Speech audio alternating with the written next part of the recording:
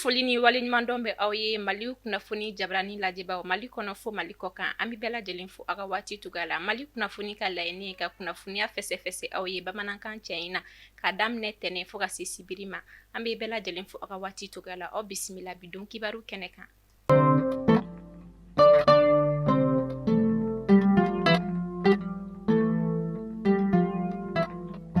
Kunnafoni daminɛla bi i b'a fɔ ladalako kalo an ka jamana ɲɛma Général d'armée Assimi Goïta ale ni a jɛɲɔgɔnw bɛ jɛ ka drapeau yɛlɛ Kuluba masaso la o ɲɛnamɛyara kunun tɛnɛ mai kalo tile 4 san 2026 min ɲɛmɔgɔya yɛrɛ tun bɛ an ka Général d'armée Assimi Goïta bolo n'o ye jamana ɲɛma ye drapeau yɛlɛ kun tɛ dɔwɛrɛ o de ye ka fasoden ɲumanya ko sabati jamanaden kelen kelenna bɛɛ lajɛlen dusukun na o de hukumu kɔnɔna la jamana ɲɛma ka fara a baarakɛɲɔgɔn kan kalo u bɛ jɛ ka drapeau yɛlɛ Kuluba masaso la.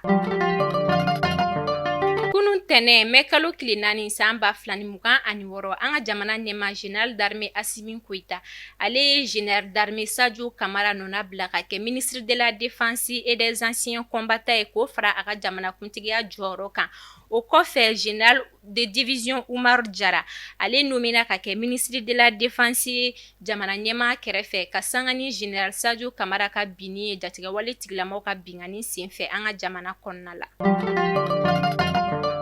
A bɛ dɔgɔkun kelen bɔ bi Segu marabolo kɔnɔna la fɛn kɔni ye taji ye gɛlɛya bɛ ka don o sɔrɔli la o kɛra sababu ye fɛn kɔni ye passew ye dɔ bɛ ka fara o sɔngɔw kan kunnafoniyaw y'a jira k'a fɔ maa dɔw kɔni bɛ taji ta sanni feere la ni ko u ta ɲini a kan min senfɛ taji litiri kelen o sɔngɔ bɛ taa i jɔ 750 la ka sanga ni gasoil ye ale litiri kelen kɔni bɛ taa i jɔ 750 la o de hukumu kɔnɔna la Segu funɛkɛninw ye weleweleda kɛ ka ɲɛsin jamana marabaaw ma bɔlɔlɔ siraw kan min senfɛ u kɔni bɛ k'u ka dusuma kasi jira k'a jira k'a fɔ fɛn kɔni ye taji ye o t'a la ka sɔrɔ Segu marabolo kɔnɔna la nka o n'a ta o ta fɛnɛ maa dɔw fɛnɛ kɔni bɛ ka dɔ yɛlɛ taji sɔngɔw ka Segu marabolo kɔnɔna la.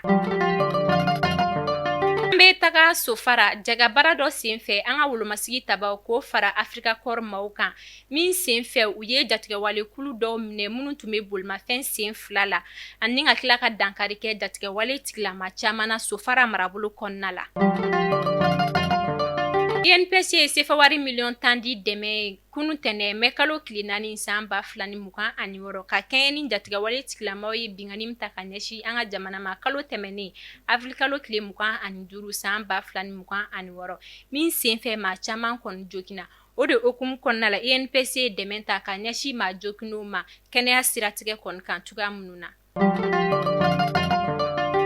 An bɛ taga Yoroso ka sanga ni jatigɛwale tigilamaw ka bingani ka ɲɛsin an ka jamana kɔnɔna ma o senfɛ fɛn min kɔni kun ye baara caman ye o kun jɔlen no Yoroso marabolo kɔnɔna la kunun tɛnɛ mai kalo tile 4 san 2026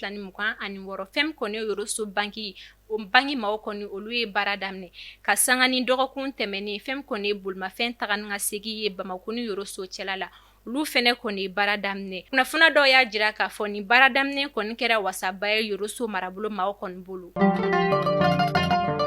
Ministère de la santé ale ni commissariat de la sécurité alimentaire kunun tɛnɛ mai kalo tile 4 san 2026 olu ye dɛmɛ kɛ ka ɲɛsin maa minnu somɔgɔw binna jatigɛwale tigilamaw ka bingani senfɛ kalo tɛmɛnen avril kalo tile 25 san 2026 malo tɔni 30 ka fara sefawari miliyɔn 20 kan ni dɛmɛ in bɛna tila Kulukoro mara Mopti Gawo ale ni Kidali mara la ka sanga ni maa minnu somɔgɔw fatura bingani wale senfɛ.